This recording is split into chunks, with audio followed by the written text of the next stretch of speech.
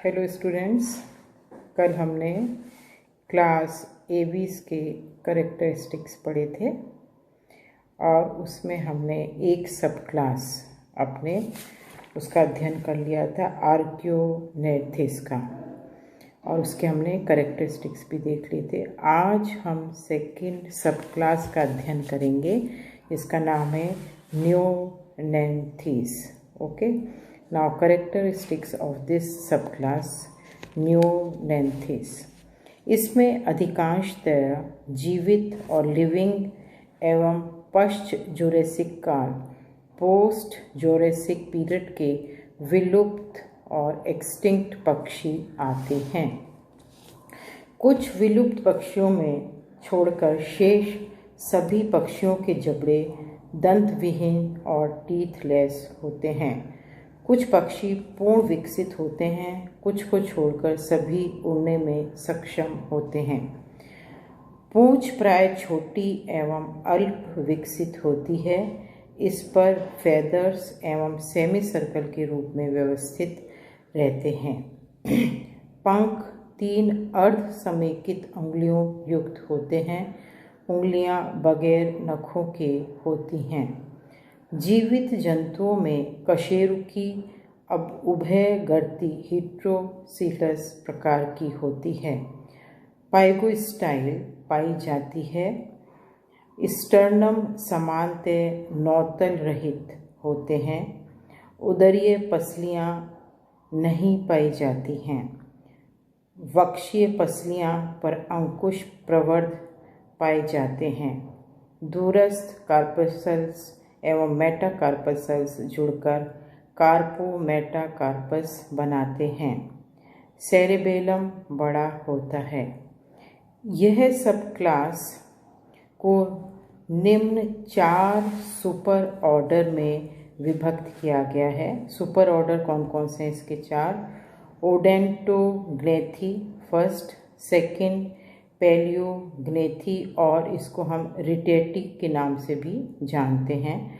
तीसरा है इम्पेनी और चौथा है न्योग्नेथी और किरेनेटी। तो सबसे पहले हम पहला सुपर ऑर्डर लेंगे ओडोंटोग्नेथी। इसके करेक्टरिस्टिक्स देखेंगे। इसमें क्रेटेशियस काल के उपस्थित विलुप्त पक्षी आते हैं। इनके जबड़ों में दांत गर्तिकाओं और सॉकेट्स में उपस्थित थे।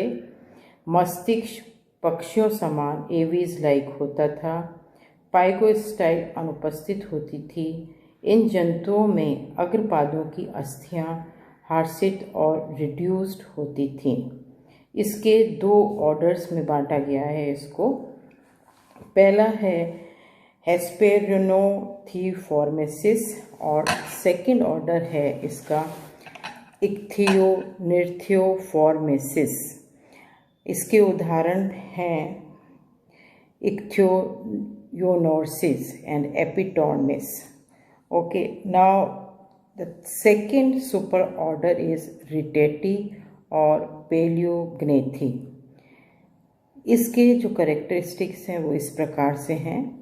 इसमें बड़े आकार के जीवित पक्षी आते हैं जो उड़ने में पूर्णतया असमर्थ होते हैं।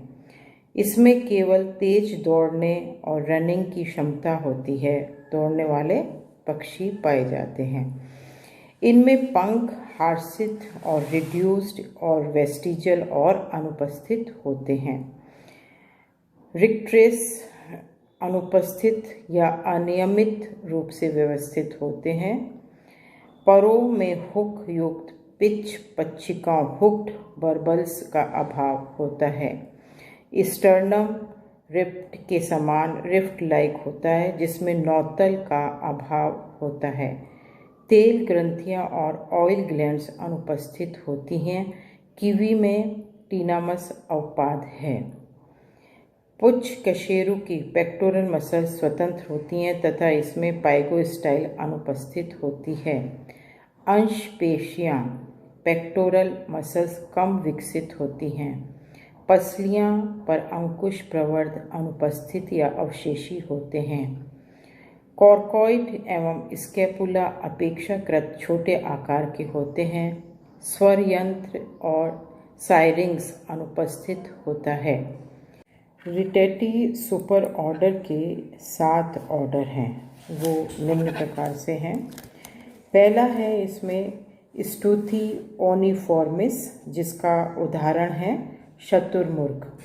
दूसरा ऑर्डर है केसुअरिफॉर्मिस और जिसका उदाहरण है केसोवरी। तीसरा ऑर्डर है रिहीफॉर्मिस, जिसका उदाहरण है रीहा। चौथा है एप्टेरेजिफॉर्मिस, जिसका उदाहरण है कीवी या एप्टेरिक्स। पांचवा ऑर्डर है डायनोनिर्थिफॉर्मिस, जिसका उदाहरण है मोआज। सिक्स्थ ऑर्डर है एपीऑर्निथिरोफॉर्मिस और जिसका उदाहरण है हाथी पक्षी, एलिफेंट बर्ड एवं म्यूलीऑर्निस।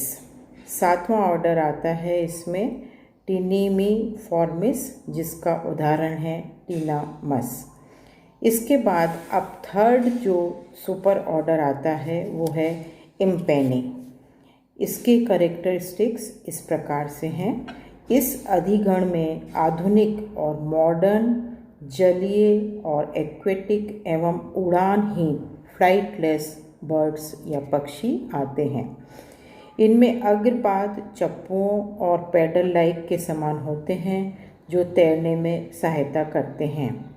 पश्चपाद जालयुक्त और वेब्ड होते हैं। ये अपने पादों पर अंडे रखते हैं।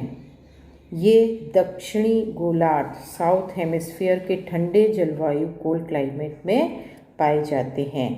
इनके उदाहरण हैं एम्पेरर पेंगुइन एंड एपिटोडाइटिस।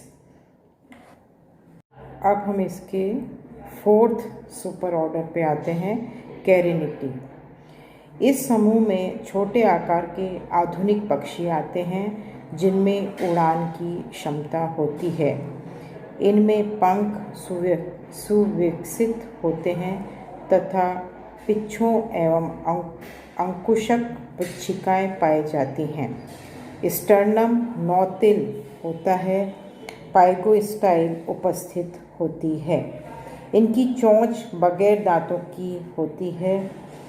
तेल ग्रंथियां और ऑयल ग्लैंड्स पाई जाती हैं। पसलियों पर अंकुश प्रवर्ध होते हैं। अंशपेशियां पेक्टोरल मसल्स बड़ी होती हैं। इस अधिगण सुपर ऑर्डर में निम्नलिखित गण और ऑर्डर सम्मिलित किए गए हैं। इसमें लगभग 20 ऑर्डर सम्मिलित किए गए जिनका हम अध्ययन करेंगे और उनके उदाहरण मैं आपको इसके बताऊंगी। पहला ऑर्डर है इसका कोलम्बिफॉर्मिस, जिसका उदाहरण है कबूतर, ब्लू रॉक पिजन। दूसरा ऑर्डर है पैसिरिफॉर्मिस, जिसका उदाहरण है कौवा और चिड़िया, मैना, बया, बुलबुल, ये सब इसमें उदाहरण है। तीसरा ऑर्डर है पिसिफॉर्मिस, जिसका उदाहरण है कटफोड़वा और वुडकटर। चौथा ऑर्डर है सिटेसिफॉर्मिस, जिसका उदाहरण है तोता और हरा तोता भी जिसको हम कहते हैं। पांचवा ऑर्डर है कुक्योफॉर्मिस, जिसका उदाहरण है भारतीय कोयल और कुक्कू। छठा ऑर्डर है एंसीरिफॉर्मिस, जिसका उदाहरण है हंस, बतख, ये हैं। सातवां ऑर्डर है कोरिसिफॉर्मिस, जिसका उदाहरण है किंगफिशर। आठवां ऑर्डर है फैल्कोनिफॉर्मिस, जिसका उदाहरण है चील, बाज और गिद्ध।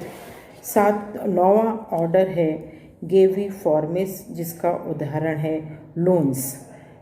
10वां ऑर्डर है प्रोसेलिफॉर्मिस, जिसका उदाहरण है एल्बाट्रास।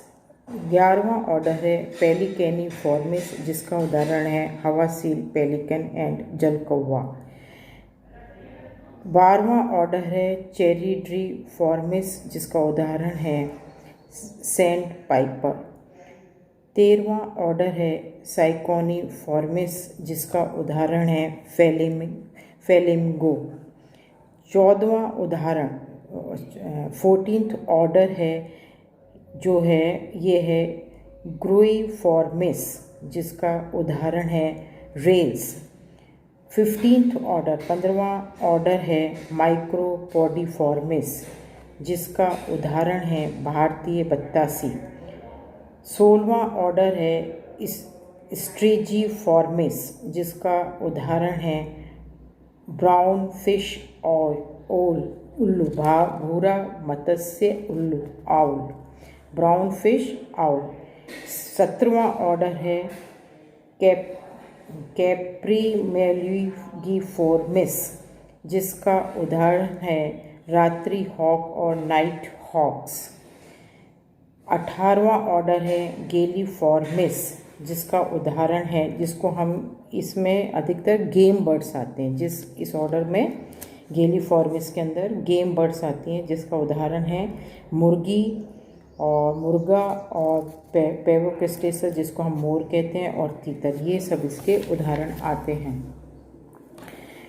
19वां ऑर्डर है टेरोकेलिटिफॉर्मिस, जिसके अंदर ये मतलब मरुस्थली रीजन में पाए जाने वाले पक्षी होते हैं, जिसमें उदाहरण आता है भट्ट व तीतर। और 20वां जो इसका ऑर्डर आता है वो है फेनिकोप्टेरिफॉर्मिस, जिसके अंदर की उदाहरण आता है फ्लेमिंगोस, हंसावर। ये अधिकतर जो क्या अपना भोजन जो लेती हैं वो मछलियों का लेती हैं, और जिसमें ये अपने क्लॉज और जाल युक्त होते हैं। Thank you. तो this is the classification of class Aves, and this is all about the class aves.